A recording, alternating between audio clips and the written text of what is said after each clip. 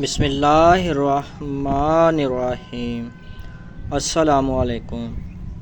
آنے والے تمام موضوع ویورز کا میرے چینل پہ ویلکم ہے۔ Please like and subscribe.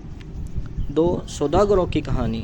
Baghdad کے ہلچل والے شہر میں خالد اور عامر نام کے دو سوداگر رہتے تھے۔ وہ دونوں اپنے کاروبار میں کامیاب تھے، لیکن ان کی شخصیت اور اقدار بالکل مختلف تھے۔ خالد ایک لالچی اور خود غرض آدمی تھا جو ہمیشہ دوسروں کی قیمت پر اپنی دولت بڑھانے کے طریقے تلاش کرتا تھا۔ وہ چالاک اور ہیرا پھیرا کرنے والا شخص تھا۔ اپنی دولت اور اثر و رسوخ کا استعمال کرتے ہوئے وہ جو چاہتا تھا اسے اپنے مقاصد کے حصول کے لیے دوسروں کو دھوکہ دینے یا ان کا استحصال کرنے میں کوئی آر نہیں تھی۔ دوسری طرف امیر ایک مہربان اور سخی آدمی تھا جو عدل و انصاف پر یقین رکھتا تھا۔ وہ دوسروں کے ساتھ اپنے معاملات میں منصفانہ تھا، ہمیشہ ان کے ساتھ عزت اور ایمانداری کے ساتھ پیش آنے کی کوشش کرتا تھا۔ وہ اپنی دولت پر مطمئن تھا اور زیادہ حاصل کرنے کے لیے دوسروں کا استحصال کرنے کی ضرورت محسوس نہیں کرتا تھا۔ ایک دن شہر میں شدید خشک سالی آئی اور دریا خشک ہونے لگے۔ بغداد کے لوگ پانی کی تلاش میں دوگ و دوگ کر رہے تھے اور بہت سے لوگوں کو بہت تکلیف ہو رہی تھی۔ خالد نے اسے منافع کمانے کا ایک موقع کے طور پر دیکھا اور اس نے شہر کے مایوس لوگوں کو مہنگے داموں پانی بیچنا شروع کر دیا۔ تاہم امیر اپنے ہم وطنوں کے لیے ہمدردی سے لبریز تھا اور وہ جانتا تھا کہ ہر کوئی پانی تک رسائی کا مستحق ہے، چاہے اس کی سماجی حیثیت یا دولت کچھ بھی ہو۔ اس نے اپنے وسائل کو استعمال کرتے ہوئے اپنے گھر کے پچھواڑے میں کنواں کھودنے اور شہر کے لوگوں کو مفت پانی فراہم کرنے کا فیصلہ کیا۔ جیسے جیسے وقت گزرتا گیا خالد کا کاروبار پھلتا پھولتا گیا، لیکن بہت قیمت پر بہت سے لوگوں نے اپنی بچت اور وقار کھو دیا، کیونکہ وہ اس پانی کو برداشت کرنے کے لیے جدوجہد کر رہے تھے جو وہ پانی بیچ رہا تھا۔ دوسری طرف عامر کا کنواں کمیونٹی کے لیے امید کی کرن بن گیا۔ شہر بھر سے لوگ اس کے کنویں سے پانی بھرنے کے لیے آتے اور اس کی مہربانی اور سخاوت کے شکر گزار ہوتے۔ عامر ایک نیک دل اور اللہ تعالیٰ کا خوف رکھنے والا انسان تھا۔ ایک دن خالد نے عامر کا کنواں دیکھا اور لوگوں کی توجہ اور تعریف پر رشک ہوا۔ اس نے امیر کے گاہکوں کو چوری کرنے کی امید میں اگلے دروازے پر ایک گہرا کنواں کھود کر امیر کے کنویں کو سبوتاژ کرنے کا فیصلہ کیا، لیکن اللہ عادل اور منصف ہے۔ خالد نے جیسے ہی زمین کی گہرائی میں کھدائی کی وہ سخت چٹان سے ٹکرانے لگا۔ اس کے کنویں سے ایک قطرہ بھی پانی نہ نکلتا تھا، جبکہ امیر کا کنواں آزادانہ بہہ رہا تھا۔ ادھر امیر کی نیکیوں پر کوئی توجہ نہ دی گئی۔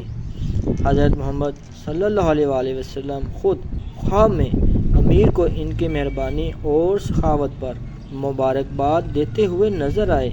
اس نے امیر کو بتایا کہ اس کے اعمال نے اسے جنت میں ایک خاص مقام دیا ہے۔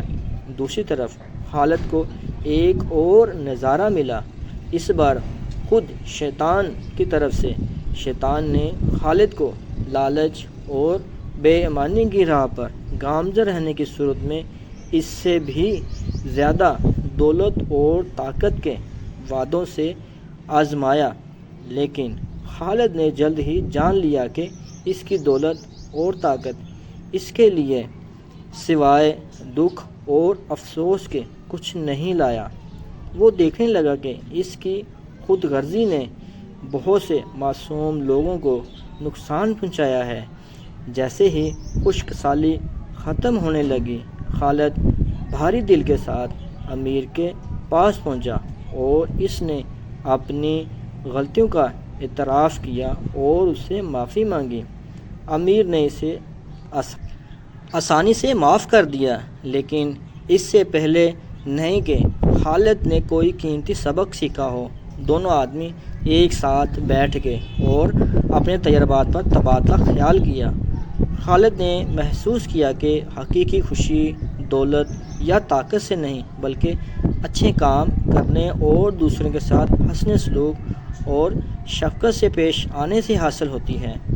اور عامر خالد کی نئی سمجھ پر بہت مسکرایا اور کہا، میرے دوست، میں ہمیشہ سے جانتا ہوں کہ اللہ تعالیٰ عادل اور منصف ہیں، لیکن مجھے خوشی ہے کہ تم نے بھی یہ سبق سیکھ لیا ہے۔ اس دن سے خالد نے اپنا راستہ بدل لیا۔ اس نے اپنی دولت کو ضرورت مندوں اور حقدار لوگوں کی مدد کے لیے استعمال کیا، جیسا کہ اس سے پہلے امیر کیا کرتا تھا، اور جیسا کہ اس نے ایسا کیا، اس نے سکون اور اطمینان کا ایسا احساس محسوس کیا جو اس نے پہلے کبھی نہیں جانا تھا۔ خالد اور عامر کی کہانی دوسرے کے ساتھ حسن سلوک اور انصاف کے ساتھ پیش آنے کی اہمیت کی یاد دہانی کے طور پر پورے شہر میں پھیل گئی۔ اس نے لوگوں کو سکھایا کہ حقیقی کامیابی دولت یا طاقت جمع کرنے سے نہیں، بلکہ راست بازی اور ہمدردی کی زندگی گزارنے سے حاصل ہوتی ہے۔ اس کہانی سے ہمیں اخلاقی سبق ملتا ہے۔ خالد اور عامر کی کہانی ہمیں کئی اہم اخلاقی سبق سکھاتی ہے۔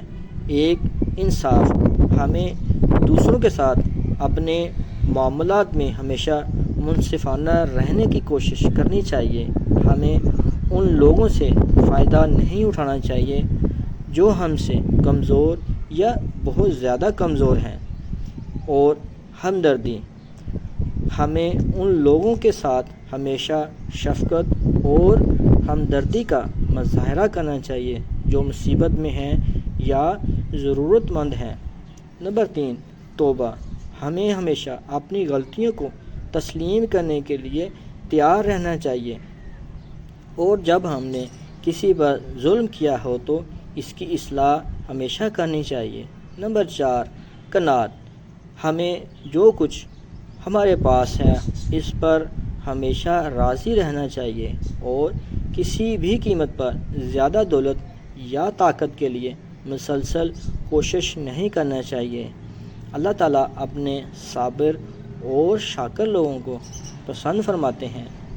نیک اعمال کی اہمیت، ہمارے اچھے اعمال کا بدلہ ہمیشہ اللہ تعالیٰ دیتا ہے، چاہے اس زندگی میں ہو یا اگلی زندگی میں۔ اللہ تعالیٰ ہم سب کو نیکی کی راہ پر گامزن فرمائے اور ہمیں اپنے سے بہتر ورژن بننے کی توفیق عطا فرمائے، آمین۔ مجھے امید ہے کہ آپ نے اس کہانی کا لطف اٹھایا ہوگا۔ اللہ تعالیٰ ہم سب کا حامی و ناصر ہو، ہمیں نیک اعمال کرنے کی توفیق عطا فرمائے، سیدھی راہ پہ ہمیں چلنے والا بنائے۔ بہت شکریہ۔ السلام علیکم ورحمۃ اللہ وبرکاتہ۔